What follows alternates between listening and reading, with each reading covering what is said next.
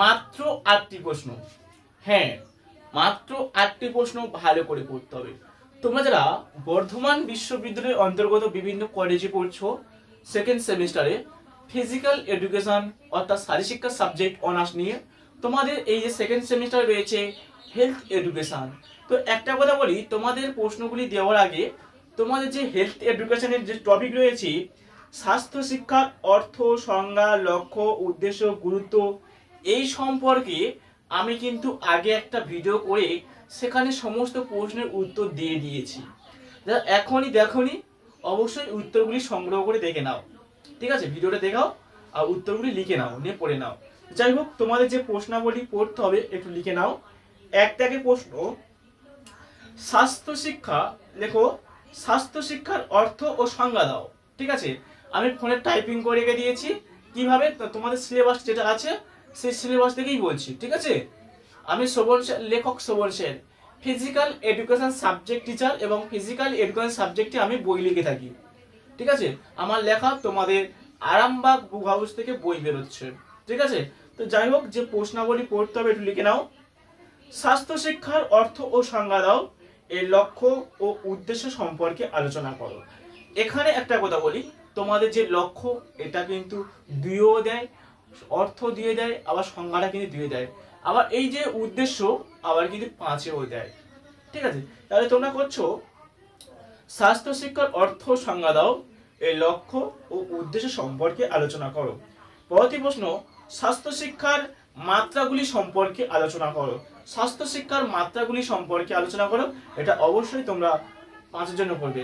আর নীতি, স্বাস্থ্য শিক্ষার মাত্রাগুলি সম্পর্কে আলোচনা করো, স্বাস্থ্য শিক্ষার নীতিগুলি সম্পর্কে আলোচনা করো, স্বাস্থ্য শিক্ষার গুরুত্বগুলি আলোচনা করো, এইগুলো পড়তে হবে। তারপরে দেখো, তোমরা টিকার জন্য যে প্রশ্নগুলি পড়বে, হু, WHO, ওয়ার্ল্ড হেলথ অর্গানাইজেশন, বিশ্ব স্বাস্থ্য সংস্থা, এইটা কিন্তু টিকার জন্য করবে। তারপর রয়েছে ইউনেস্কো, UNESCO, ইউনেস্কো, এইগুলো টিকার জন্য করবে 5-এর জন্য, ঠিক আছে? তারপরে দেখো, তোমরা করবে স্কুলের স্বাস্থ্য কর্মসূচি হিসেবে যেগুলো করবে, স্বাস্থ্য সেবা সম্পর্কে টিকা লেখো, এগুলো অতিরিক্তভাবে করবে, কেউ রিস্ক নেবে না, ভালোভাবে করবে, একটু হালকা পাতলা। আর এই যে পেপারটা এত ইজি পেপার, বানিয়ে তোমরা লিখতে পারবে, বানিয়ে লিখতে পারবে। তা তোমরা কি করছো না, স্বাস্থ্য সেবা সম্পর্কে টিকা লেখো স্কুলের শিক্ষা হিসেবে, স্বাস্থ্য নির্দেশনা সম্পর্কে টিকা লেখো, স্বাস্থ্য তত্ত্বাবধান সম্পর্কে টিকা লেখো, স্বাস্থ্য মূল্যায়ন এবং স্বাস্থ্য রেকর্ড সম্পর্কে আলোচনা করো, এটা টিকার জন্য করবে, ঠিক আছে? এবারে পরবর্তী যে প্রশ্নগুলি করবে তোমরা লিখে নাও। সংক্রমণ রোগ হিসেবে ম্যালেরিয়া, ম্যালেরিয়া সম্পর্কে টিকা লেখো, ডেঙ্গু সম্পর্কে টিকা লেখো, এগুলো ভালো করে পড়বে। তারপরে করবে স্থূলতা বা ডায়াবেটিস, স্থূলতা বা ডায়াবেটিস। এই যে স্থূলতা আর ডায়াবেটিসটা কি করবে না, স্থূলতার অর্থ লেখো, অর্থ ও সংজ্ঞা লেখো বা সংজ্ঞা দাও, এর কারণ ও প্রতিকার সম্পর্কে আলোচনা করো, ঠিক আছে? ডায়াবেটিসে ওরকম, ডায়াবেটিসের অর্থ ও সংজ্ঞা দাও, ডায়াবেটিসের কারণ, লক্ষণ এবং উপকারিতা এবং প্রতিরোধ সমস্যা সম্পর্কে আলোচনা করো, ঠিক আছে? এইভাবে প্রশ্নগুলি পড়তে হবে। তারপরে করতে হবে উচ্চ রক্তচাপ, উচ্চ রক্তচাপ সম্পর্কে আলোচনা করো। তারপরে তোমাদের করতে হবে মেরুদণ্ড হিসেবে কাইফোসিস সম্পর্কে টিকা লেখো, লর্ডোসিস সম্পর্কে টিকা লেখো, বোলেক সম্পর্কে টিকা লেখো, ফ্র্যাঙ্কফুট সম্পর্কে টিকা লেখো, এইগুলো ভালো করে পড়তে। এটা হলো 1 নম্বর স্টেপ। এই 1 নম্বর স্টেপ পড়ে গেলেই 5 নম্বর হয়ে যাবে। আর 2 নম্বর যে স্টেপটা বলবো, 2 নম্বর স্টেপটা যদি করো 5 নম্বর হয়ে যাবে। যে কোনো একটা স্টেপ করে 5 নম্বর হয়ে যাবে। আর যদি দুটো স্টেপ করো তাহলে সম্পূর্ণ নম্বর হাতের মুঠোয়। তাহলে 2 নম্বর স্টেপ যদি করতে চাও তাহলে 2 নম্বর স্টেপ লিখে নাও। 2 নম্বর স্টেপ লিখেছি তোমাদের 3 নম্বর ইউনিট আর 4 নম্বর ইউনিট নিয়ে। তাহলে 2 নম্বর স্টেপে লিখে নাও পুষ্টির অর্থ সংজ্ঞা দাও, পুষ্টির অর্থ ও সংজ্ঞা দাও, এর ভূমিকা সম্পর্কে আলোচনা করো। মাইক্রোপুষ্টি এবং মাইক্রোপুষ্টির মধ্যে পারস্পরিক সম্পর্ক আলোচনা করো। পরবর্তী প্রশ্ন, ব্যায়ামের জন্য মাইক্রো এবং মাইক্রোপুষ্টির ভূমিকা আলোচনা করো, এমন থাকতে পারে। পরবর্তী প্রশ্ন, ব্যালেন্স ডায়েটের ধারণা হিসেবে এর কারণ ও গুরুত্ব সম্পর্কে বর্ণনা দাও। এখানে কারণটা আলাদাভাবে করতে হবে বড় করে, আর গুরুত্ব বড় করে পড়তে হবে, ঠিক আছে। যাই হোক, পরবর্তী স্টেপের প্রশ্নটা লিখে নাও।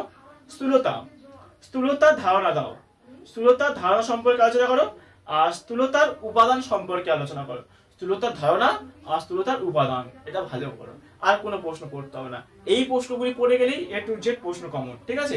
আশা করছি পড়াতে পারলাম, ঠিক আছে। তোমরা যারা অনার্স নিয়ে পড়ছো এই প্রশ্নগুলি পড়ো, অবশ্যই A to Z প্রশ্ন কমন।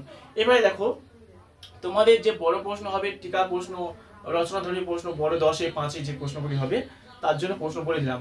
কিন্তু 2 নম্বরের জন্য তোমরা কি করবে? 2 নম্বরের জন্য তোমাদের বলবো, তোমরা প্রত্যেক টপিক অনুযায়ী অর্থ, সংজ্ঞা, শ্রেণীবিভাগ ছোট্ট করে করবে। শ্রেণীবিভাগ কি কি আর ধাপ আছে, শ্রেণীবিভাগে ভাগ বিভাগের সংজ্ঞাগুলো, যেমন একটা বলি স্থূলতা, স্থূলতার সংজ্ঞা পড়বে 2 নম্বরে, হয়তো অর্থ লেখো 2 নম্বরের জন্য।